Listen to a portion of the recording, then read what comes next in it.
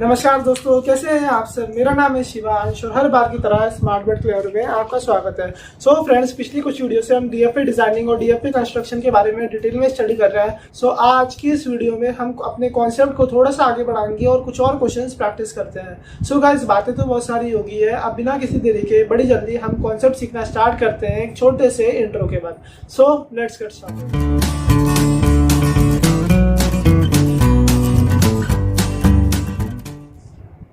सो guys, ये question हमने पिछली वीडियो में स्टडी किया था।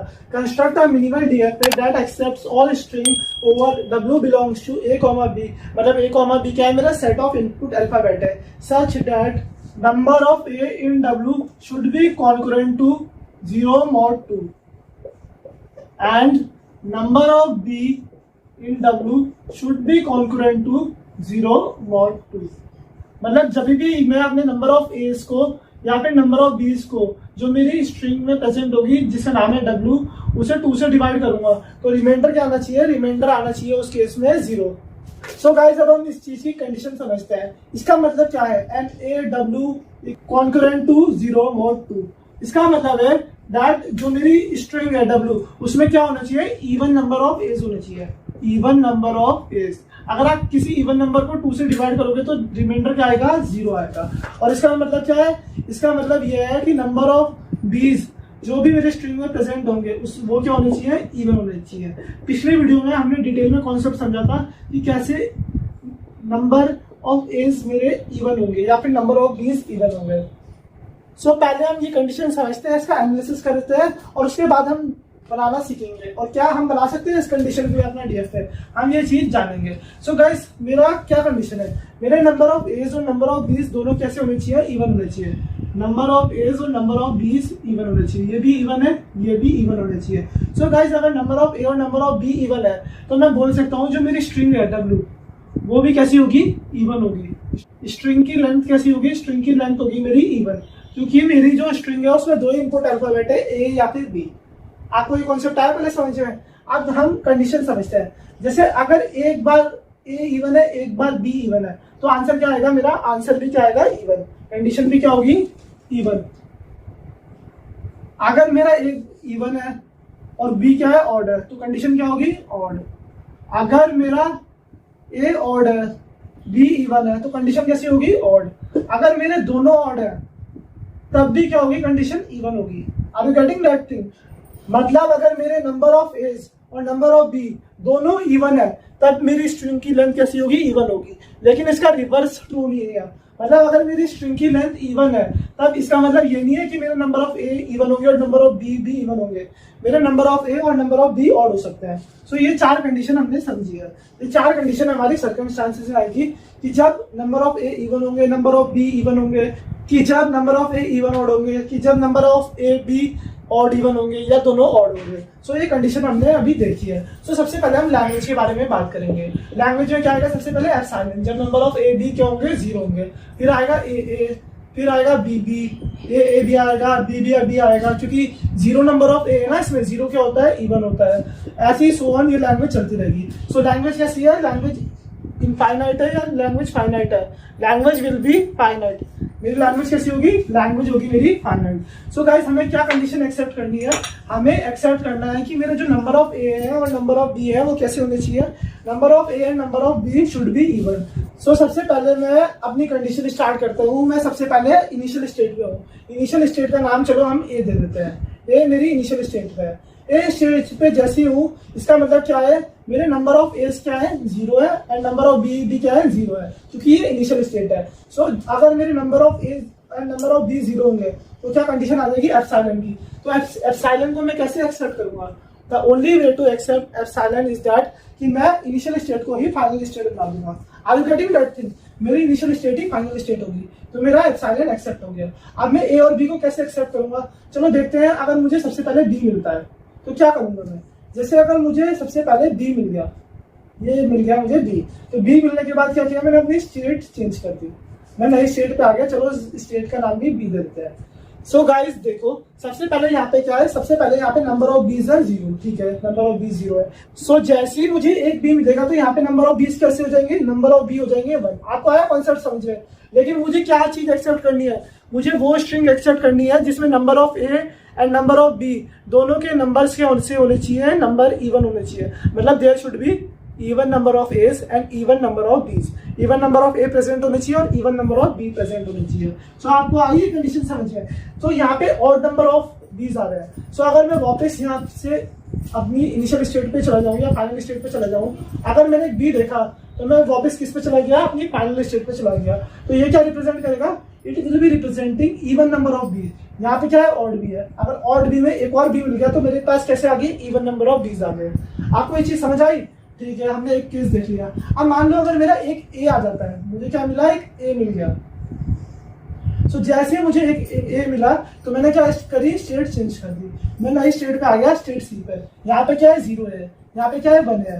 Are you getting that thing? यहाँ पे 0 है, यहाँ पे 1 है। यहाँ पे अगर एक और ए मिल जाए तो नंबर ऑफ ए कैसे हो जाएंगे, number of A will be even.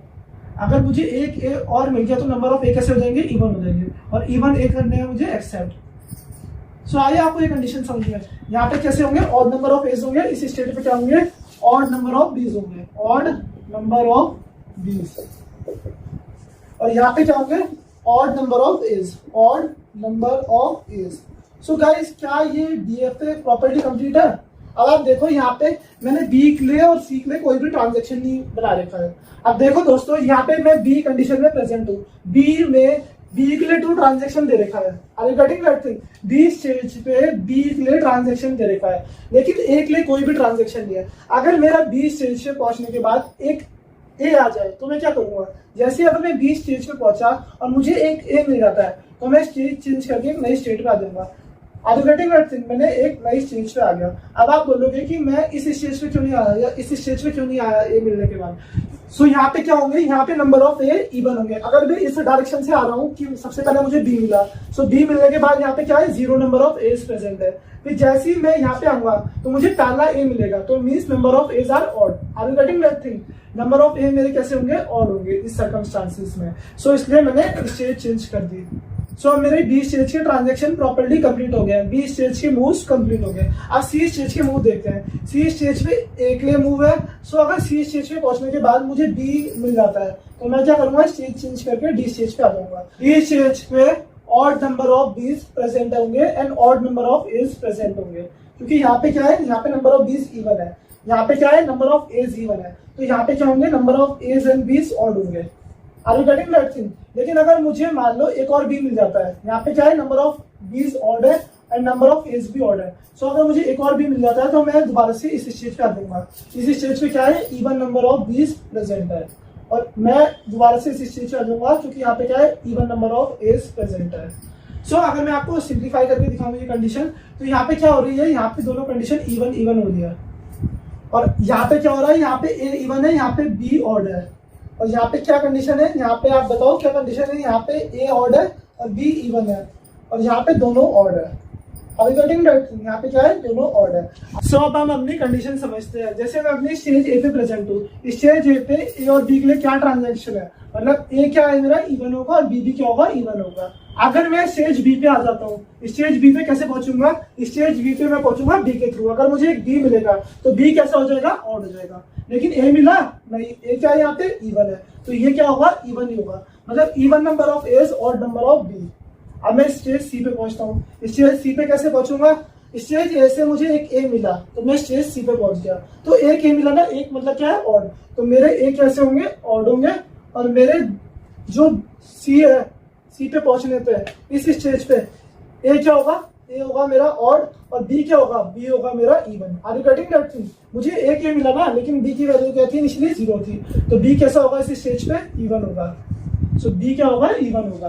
अब हम डी स्टेज की बात समझते हैं। डी स्टेज पे कैसे कैसे कंडीशन पहुंच रही है। अब डी स्टेज पे क्या कंडीशन थी मेरी, बी स्टेज पे ए था मेरा इवन और बी था मेरा ऑड। अब जैसे ही मैं बी स्टेज पे एक ए रिसीव करूंगा, मैंने क्या रिसीव किया, एक ए रिसीव कर लिया, तो ए क्या था, यहाँ पे इवन था। सो अगर मैं इवन में एक और ऐड कर दूंगा तो वो कैसा बन जाएगा, ऑड बन जाएगा। तो यहाँ पे क्या कंडीशन आई, यहाँ पे आ गई ऑड। अब देखते हैं बी के लिए ट्रांजेक्शन कैसे पहुंचेंगे।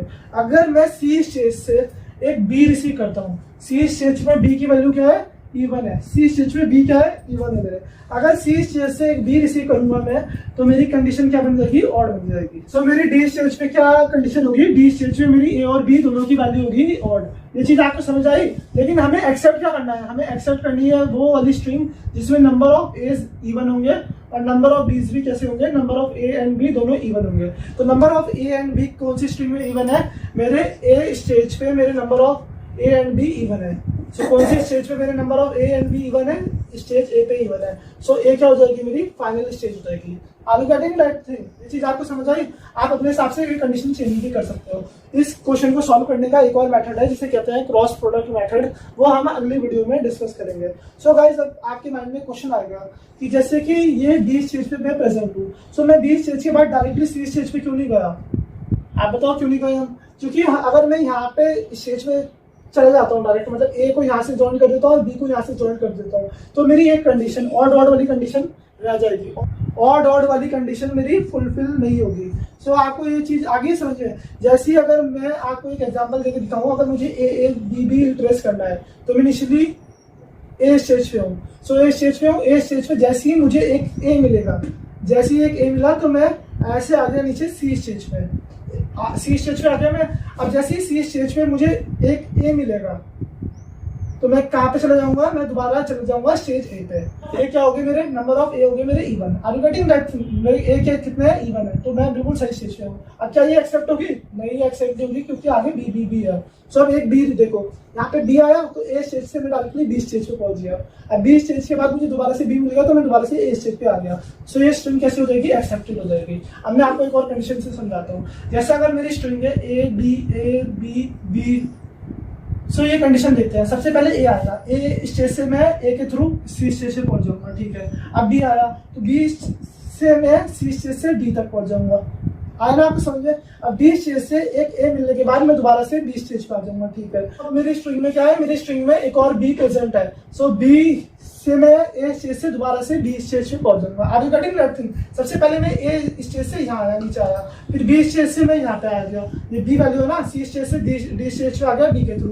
फिर उसके बाद ए आएगा मेरा, ए मुझे कहाँ पहुंचाएगा, डी स्टेज से बी स्टेज तक, ऐसे मैं पहुंच जाऊंगा ए के थ्रू। फिर उसके बाद बी कहाँ लेके जाएगा मुझे, डी स्टेज से लेके ए स्टेज तक। फिर उसके बाद दोबारा से बी आया, बी कहाँ लेके जाएगा मुझे, दोबारा से ए स्टेज से लेके बी स्टेज तक। सो ये स्ट्रिंग नहीं होगी मेरी accept, because it does not contain even number of as and even number of B's. So guys, आपको ये चीज समझ आ गई? ये बहुत इजी कॉन्सेप्ट है। इसके 2-3 मेथड और होते हैं जो कि हम आने वाली वीडियो में डिटेल में स्टडी करेंगे। सो आप इसे अपनी नोटबुक में नोट डाउन कर सकते हो। सो गाइज, मुझे उम्मीद है आपको ये पर्टिकुलर वीडियो पसंद आई होगी। अगर आपको वीडियो पसंद आई है तो प्लीज वीडियो को लाइक करो, चैनल को सब्सक्राइब करो and press that bell icon. And दोस्तों, अगर आपको इस क्वेश्चन से रिलेटेड कोई भी डाउट है, आप अपना डाउट नीचे कमेंट सेक्शन में मेंशन कर सकते हो। मैं जल्दी हाजिर होऊंगा आपके लिए एक और कमाल बेहतरीन वीडियो के साथ। So stay tuned.